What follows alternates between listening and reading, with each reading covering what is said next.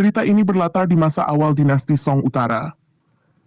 Di adegan pembuka, sang permaisuri kerajaan wafat karena usia tua, meninggalkan kekosongan kekuasaan. Tak ada yang siap menggantikannya. Akibatnya, kaisar dari kerajaan Liao memanfaatkan situasi ini untuk melancarkan serangan ke dinasti Song. Dengan mengabaikan perjanjian damai yang telah mereka tanda tangani, pasukan Liao menjarah rakyat tak berdosa dan mengeksekusi mereka secara kejam, menciptakan kekacauan besar. Di tengah tragedi ini, muncul sekelompok individu yang dipimpin oleh Cao Feng dari Beggar Sect. Feng, dengan keahlian seni bela diri yang luar biasa, berhasil menghadapi pasukan Liao seorang diri.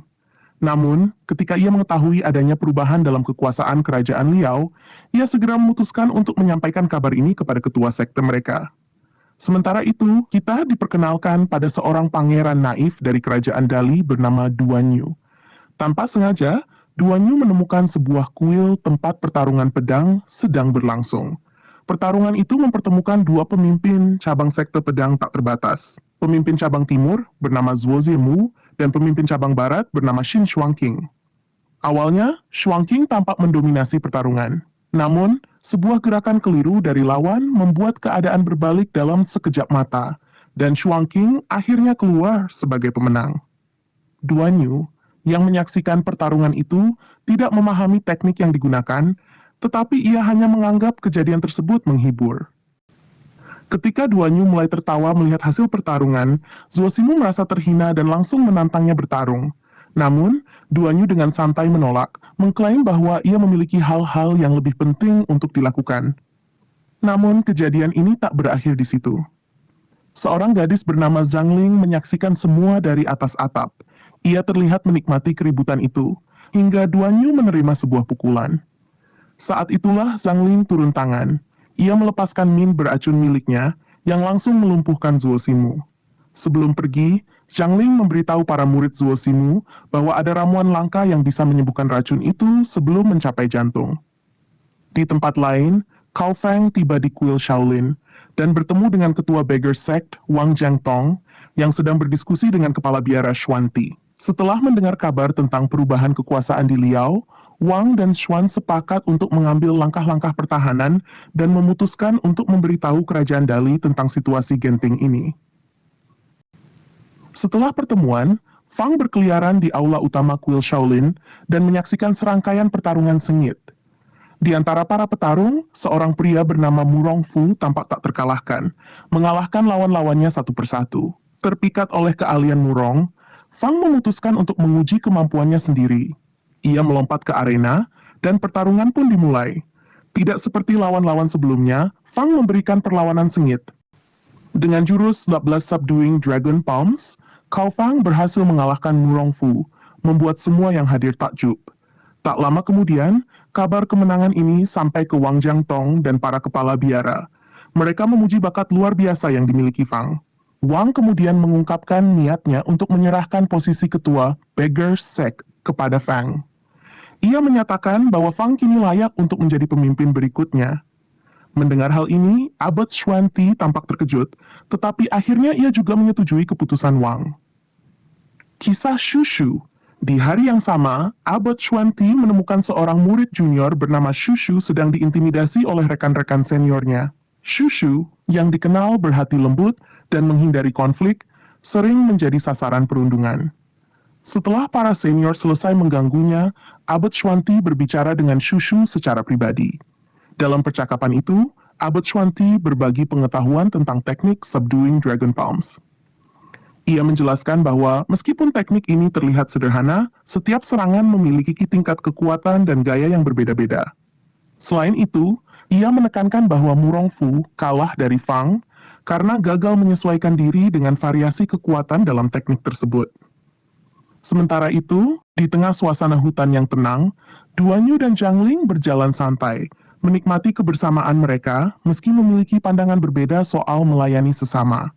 Namun, perjalanan damai itu terganggu saat mereka bertemu anggota Shannon Sect, yang tengah mempersiapkan racun untuk menghadapi musuh bebuyutan mereka, Limitless Sword Sect.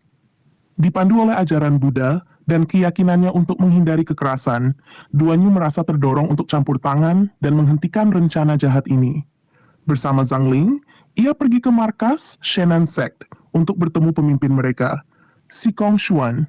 Di hadapan Sikong Xuan, Duan Yu mencoba berbagi ajaran Buddha, berharap dapat membujuknya memilih jalan damai dan menghindari pertumpahan darah. Namun, Sikong Xuan tidak mempercayai niat mereka. Ia mengira Duan Yu dan Zhang Ling adalah utusan dari musuh mereka, Limitless Sword Sect. Dalam kemarahannya, Sikong Xuan memerintahkan anak buahnya untuk menangkap mereka. Namun, Sikong Xuan tak menduga kemampuan Zhang Ling. Dengan gesit, ia menghadapi para penyerang dan melumpuhkan mereka satu persatu. Ketika situasi memanas, ia mengeluarkan senjata rahasianya, Main, yang segera membuat seluruh musuhnya jatuh tak berdaya. Sementara itu, di tempat lain, Cao Feng merancang strategi untuk berjaga-jaga terhadap potensi ancaman dari Liu Sect. Ia mengirim anak buahnya ke perbatasan, memberi mereka perintah untuk menyamar dan mengumpulkan informasi tentang peningkatan aktivitas dan konfigurasi kamp pasukan Liao. Diskusi itu menghasilkan langkah awal yang penting dalam menghadapi kemungkinan serangan mendadak. Wang Jiangtong memasuki ruangan, memerintahkan semua orang untuk pergi demi berbicara secara pribadi dengan Chou Fang. Dalam percakapan penuh makna itu, Wang mengenang keberanian Fang di masa lalu, pengorbanannya demi Begar Sek dan kesetiaannya yang tak tergoyahkan. Penuh rasa percaya dan keyakinan, Wang akhirnya menyerahkan posisi ketua kepada Fang, menjadikannya pemimpin generasi ke-9 sekte tersebut. Sementara itu, Duan Yu dan Zhang Ling, yang kini ditangkap oleh Sikong Xuan dan anak buahnya, menghadapi situasi genting. Ketika Ming beracun, Zhang Ling menyerang dan melumpuhkan semua orang. Sikong Xuan meminta penawarnya. Namun, Zhang Ling dengan dingin mengatakan bahwa hanya ayahnya yang memiliki penawar racun tersebut. Tanpa pilihan lain, Sikong Xuan membuat keputusan drastis. Ia memotong tangannya sendiri untuk menghentikan penyebaran racun. Namun, itu belum cukup. Dengan penuh amarah, ia memaksa Duan Yu menelan pil berbahaya yang menurutnya akan menghancurkan organ dalam tubuhnya dalam waktu 1 minggu. Sikong Xuan mengancam, penawarnya hanya akan diberikan jika Duan Yu membawa ayah Zhang Ling untuk menyelamatkan mereka. Takut dan bingung, Duan Yu terpaksa menyetujui permintaan itu. Sebelum ia pergi, Zhang Ling memberikan salah satu sepatunya sebagai tanda bukti untuk ayahnya. Ia berbisik kepada Duan Yu, meminta agar benda itu digunakan sebagai bukti kesungguhan mereka. Sebelum berpisah, Zhang Ling memperingatkan Duan Yu untuk tidak mengungkapkan identitas aslinya. Ia menjelaskan bahwa hal itu bisa membahayakan nyawanya. Meski bingung dengan kebencian ayah Zhang Ling terhadap Duan Sek, Duan Yu memilih untuk tidak bertanya lebih jauh karena waktu sangat mendesak. Dengan tekad kuat, Duan Yu memulai perjalanannya, melintasi pegunungan dan sungai di bawah naungan malam. Setelah berjalan cukup jauh, ia melihat sepasang pria dan wanita mendekati sebuah danau. Untuk menghindari perhatian, Duan Yu bersembunyi di balik batu besar dan menguping percakapan mereka. Dari percakapan tersebut, terungkap bahwa pasangan itu telah mengkhianati tuan mereka dan melarikan diri dari kerajaan mereka. Mereka juga membahas sebuah rumor tentang seorang mantan Grandmaster yang, saat berjalan di malam bulan purnama, melihat bayangan pedang menari di dinding batu. Penampakan itu membuat anggota sekte salah mengira bahwa sang Grandmaster adalah seorang dewa. Namun, Duan Yu tanpa sengaja membuat suara yang menarik perhatian pasangan itu. Merasa terancam, mereka mengejar Duan Yu hingga ia terpaksa berlari lebih dalam ke hutan. Pengejaran tersebut membawanya ke tepi tebing. Tanpa pilihan lain, Duan Yu mengambil keputusan berani. Ia melompat ke bawah. Ia mendarat dengan selamat di Lockheed Falls tanpa luka sedikitpun. Setelah menyadari dirinya aman, Duan Yu melihat sebuah gua di dekatnya. Dengan rasa penasaran, ia melangkah masuk ke dalam gua yang seolah memancarkan aura misterius. Saat menjelajahi gua, Duan Yu menemukan sebuah patung peri berwarna putih yang terbuat dari jade. Keindahan patung itu begitu memukau hingga ia menyebutnya sebagai Miss Didi. Di bawah patung tersebut, ia menemukan sebuah pesan yang memintanya untuk melakukan 1000 kali kowtow di atas futon sebagai tanda penghormatan. Meskipun tugas ini sangat berat, Duan Yu memutuskan untuk melakukannya. Dengan penuh hormat, ia mulai menundukkan tubuhnya berkali-kali. Setelah 1 jam, ia menyelesaikan ritual tersebut dan menemukan sebuah kantung sutra tersembunyi di dalam futon. Di dalam kantung itu terdapat sebuah pesan yang menginstruksikan Duan Yu untuk mempelajari seni bela diri dan menghancurkan semua anggota Cavalry Sect, agar sang Dewa Jade dapat beristirahat dengan damai. Pesan ini membuat Duanyu berada dalam situasi sulit. Sebagai seorang pengikut ajaran Buddha, ia tidak bisa membunuh siapapun. Namun, ia merasa tidak mampu mengabaikan perintah dari Dewa Jade yang begitu ia hormati. Dengan berat hati, ia memutuskan untuk menaati perintah itu, meskipun bertentangan dengan keyakinannya. Saat menjelajahi lebih jauh, Duanyu menemukan bahwa gua tersebut dulunya adalah perpustakaan rahasia. Sayangnya, tidak ada satupun buku yang tersisa, membuatnya berasumsi bahwa Carefree Sect telah lama menghilang bersama semua manuskrip mereka. Dengan asumsi itu, Duanyu keluar dari gua dan melanjutkan perjalanannya menuju Zhangling. Di sisi lain, di kerajaan Beggar Sect, Wang Jiangtong mengumpulkan semua anggota dan secara resmi mengumumkan Fang sebagai ketua baru mereka. Keputusan ini diterima dengan baik oleh semua yang hadir, termasuk para tetua sekte.